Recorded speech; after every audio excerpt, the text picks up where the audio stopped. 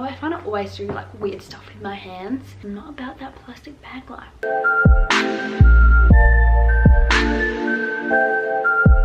Hello everyone and welcome to this video, which is all about 10 simple things you can do in your everyday life to contribute to making the world less polluted and make it more clean. I don't know all the facts on global warming and all that drama. Before we get started, if you have got any tips or little things you do to recycle, I'm always looking for new tips. You may think I'm just one person, me picking up rubbish is not going to do anything, but if you add it up over the year, or if it looks like just you, but 1,000 or 100 or even 1,000,000 people are doing the same thing, then that is a lot. This was also inspired to me just when I drive past the landfill and it stinks. It's huge, and I just know that that's going to be growing and growing because them things take ages to decompose. So I want to reduce my waste. Worst comes to worst, I'll open up my own planet so we can all go there. Also in this video, I won't just be sitting here telling you what to do. I'll have some visuals. I have seen documentaries, kids who have to just live to pick up rubbish and just get like $1 to live off of, and I just hate seeing rubbish on a place. It's disgusting. I hate people who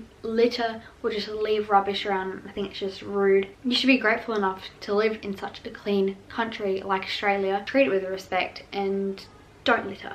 Now onto the tips. So the most exciting thing is this little recycling bin. I think it's called a mini muncher.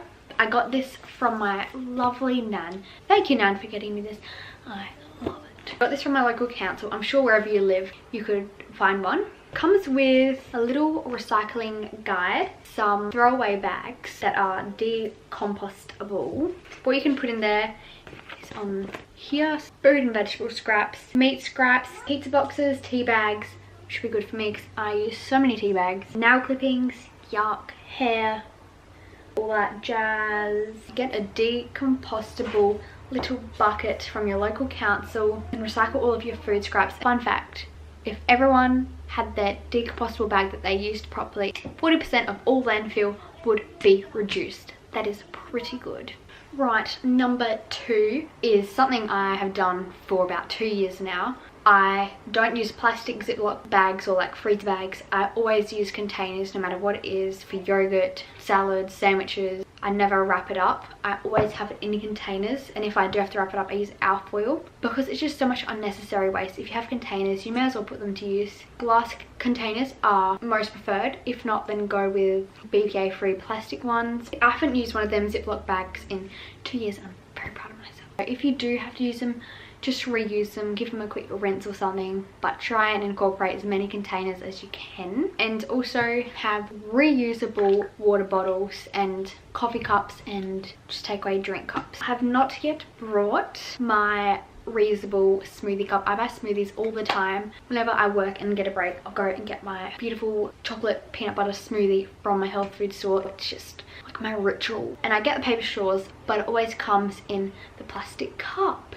My beautiful friend from work, Jasmine, she recommended that I get a reusable smoothie cup, and I was like, what?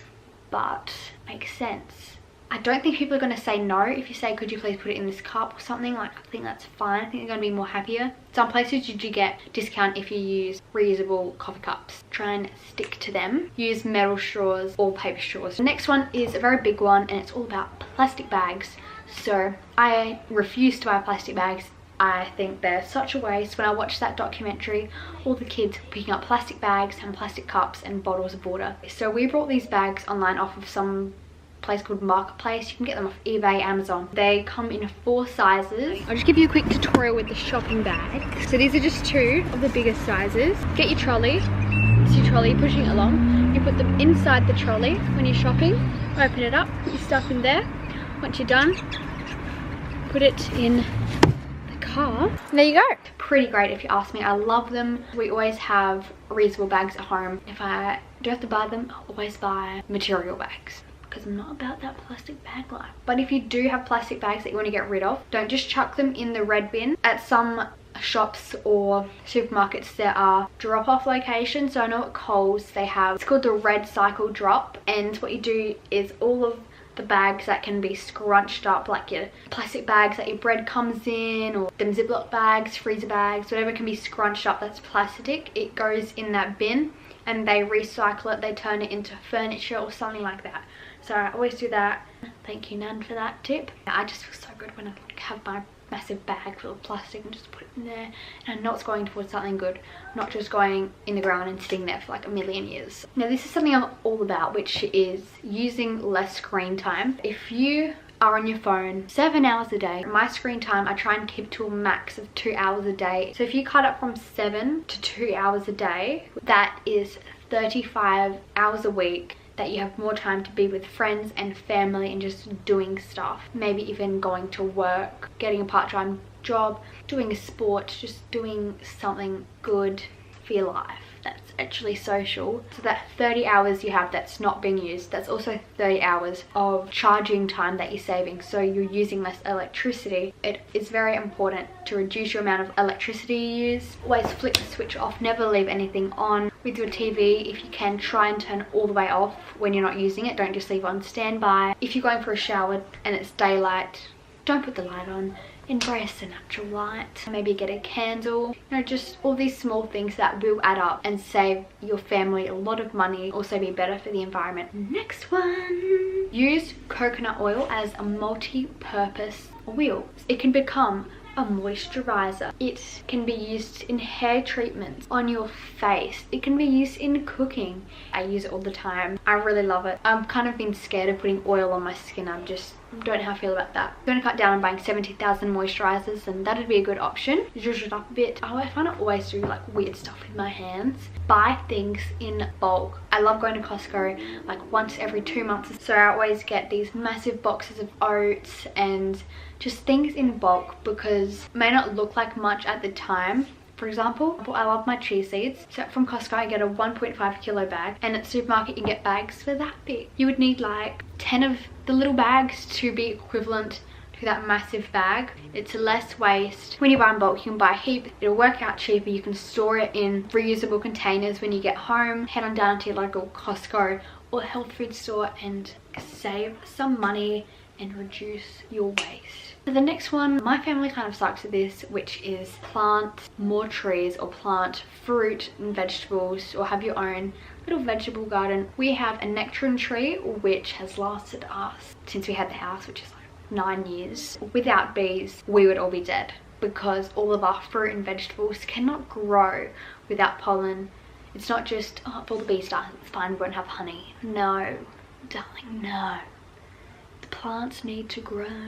I literally should be a poet. I rhyme so much. Please do not kill them. Let them be. Let them get their pollen and stuff. Not anything to freak out about. They're not going to attack you if you don't attack them. If you plant more, that means more opportunities for bees to like grow and do their job. You know, I'm going to retry that soon when it gets to spring, so then they can grow for summer. Try and purchase as locally as you can. That reduces carbon emission. If you've got a farmer's market near you and you can ride your bike there, do that. So the less people have to travel to get their goods to the store and you to the store is better, because again, over a year that really will add up to the amount of carbon emission coming out. Smaller distances add up over the years, and you're doing heaps big drives to different shops. I love my Coles and Woolies. I'm never going to stop going to them. This one I'm really big on. My mum gets annoyed with this, but it is for a good cause.